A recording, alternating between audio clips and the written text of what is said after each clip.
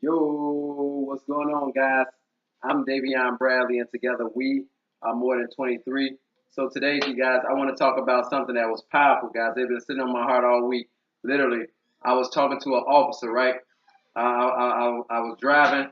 I was getting off of work one morning and early in the week, and as I was driving, I noticed the officer doing something, right? So before, in my past, guys, I used to work security. So in security, when I worked the security at Fermilab, they actually taught us, they trained us how to perform traffic stops.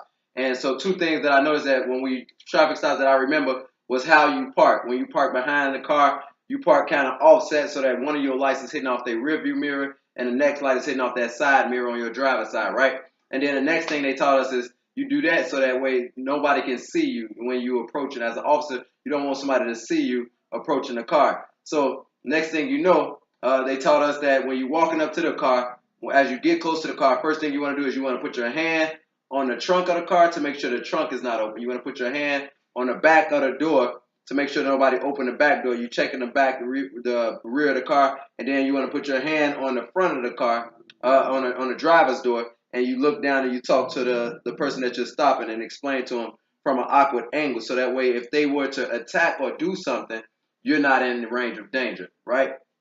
So this is important, guys. I was driving and I seen an officer pull somebody over in a pickup truck, a two-door pickup truck with the big wagon in the back. You know what I'm talking about? And they got the ladder. They can sit the ladder down in the back. And what they did was I seen it is a two-door. So when it don't have a trunk, guys, it is a pickup truck. So the officer walked up to the car and he put his hand on the back of the truck, right?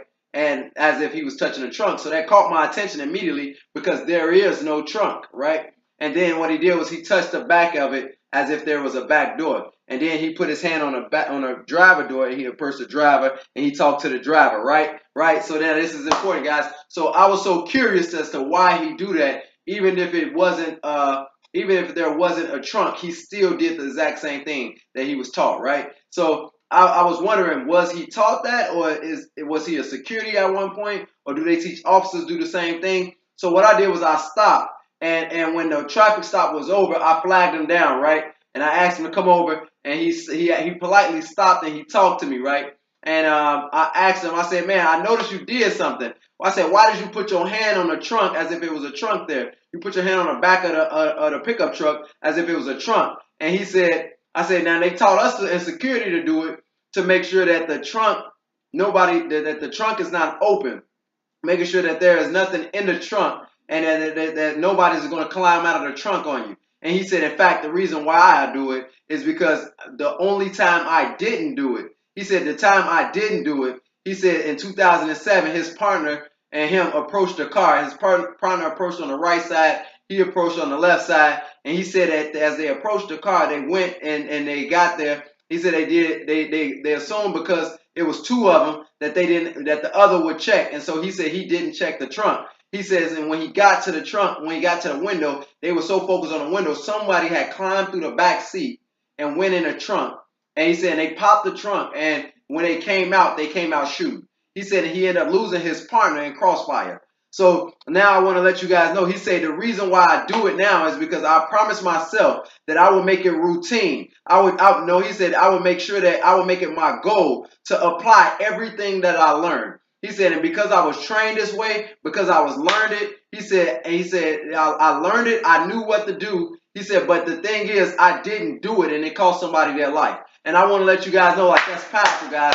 That's so powerful because it's some stuff in our life that we know to do that we're not applying. Like I learned everything about business. I learned everything that I need to know about business. I'm working on a master's right now. But the thing was I wasn't applying it. And so since I wasn't applying it, I wasn't effective. Because I wasn't applying it, I wasn't making the extra income that I needed. Because I wasn't applying what I know, it was costing my family some extra bills. It was costing my family some extra stress because I wasn't applying what I know. Like one guy told me, he said, Dave, He said, you was in jail for 5 years, Dave. He said, how much of the Bible do you know? Like he said, he just asked me today in the county jail. He said, Dave, how much of the Bible? He said, did you read the entire Bible while you was in there? I said, the thing is, I didn't read the entire Bible. He said, man, you crazy. He said, he's like, you got to be lying, because he said, you know everything about it. I said, I don't know everything about it. The thing is, I know the areas that I did study. I explained to him the things that I do know, like the things that I did do, the areas that I did read, I studied them so much, and then I applied them, and then so I know those areas. I say, but the things that I didn't read while I was in there, I was still able to come home and execute, right? So look, guys, I'm trying to get you guys. A lot of you think because you know a lot, then that's gonna get you far. A lot of you guys think because you were taught a lot, or you were taught a certain way, or because you were trained by somebody, that's gonna get you somewhere. Because you went to Harvard, or because you went to NIU, that's gonna get you somewhere. Look, I'm trying to let you know right now, if you're not applying what you learned, if you're not applying what you were taught on a daily basis, it's going to cost somebody their life. And because you're not applying what you would learn, because you're not applying what you've been taught, it's going to cost a child their life. It's going to cost a child a scholarship. It's going to cost you a marriage, because you know what to do, but you're not applying it. It's going to cost somebody somebody in your life, somebody that I don't know what you know. I don't know what you learned, but somebody that learned CPR but not applying it. Like, you don't know exactly how to do it. Like, you just learned it. You know the book way of doing it. You don't apply it. You don't practice it every day. That is going to cost somebody their life. Like, listen to me. Somebody's life is on the line. You're not living your dream to its fullest potential because you're not applying what you know. You're not applying what you know. Your job is suffering. Your job is not reaching is maximum capacity or is maximum potential because you're not applying what you know.